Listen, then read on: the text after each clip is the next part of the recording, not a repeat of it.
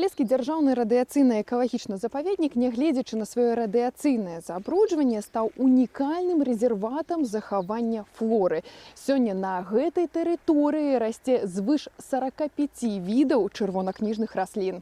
Пасля аварыі на Чарнобыльскай АЭС гэтая тэрыторыя пачала імкліва зменьвацца. Бетон і асфальт саступілі месца першароднай флоры. Туды, дзе раней каласілася жыта ці працавала тэхніка, сталі вяртацца рэдкія расліны, якія дагэтуль сустракаліся выключна ў дзікай прыродзе. На дадзены момант навукоўцамі Палескага радыяцыйна-экалагічнага запаведніка зарэгістравана звыш 1270 відаў раслін. Годом у нас их становится все больше и больше. Да? Вот уже сегодня день 48 это сосудистые растений. Также у нас еще есть и охраняемые грибы, которых 2 вида, 3 вида мхов и 1 вид лишайников. С экологической точки зрения радиоактивное излучение их не ингибирует, то есть никак-то не уничтожает, но вот благодаря или вопреки даже вот этим условиям, создавшимся природным, естественным, экологическим, и наоборот, вот мы с каждым годом находим не только новые виды, но и новые места вот этих 48 видов, и регистрируем, опять же, всех передаем их под охрану.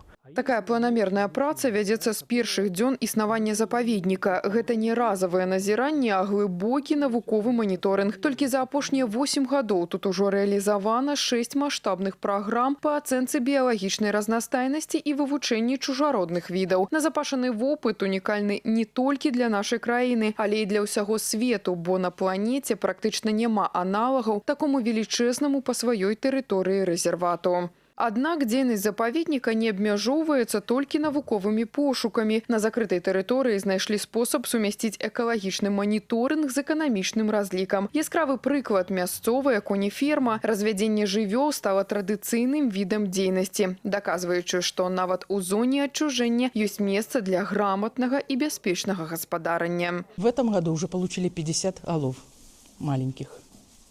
В основном где-то реализуем 80 голов, а приплода получаем около 100 голов. Чуть-чуть больше, иногда чуть-чуть меньше получается. Частные предприниматели покупают, индивидуальные частники, фермерские хозяйства. Ад аднаўлення рэдкіх відаў да паспяховага вядзення гаспадаркі. Кожны эксперымент на закрытай тэрыторыі мае каласальнае значэнне. Навукоўцы працягваюць ператвараць зону адчужэння ў зону адкрыццяў. Палескі запаведнік застаецца адзіным у сваім родзе жывым падручнікам, дзе чалавек вучыцца не пакараць прыроду, а суіснаваць з ёй у поўнай гармоніі.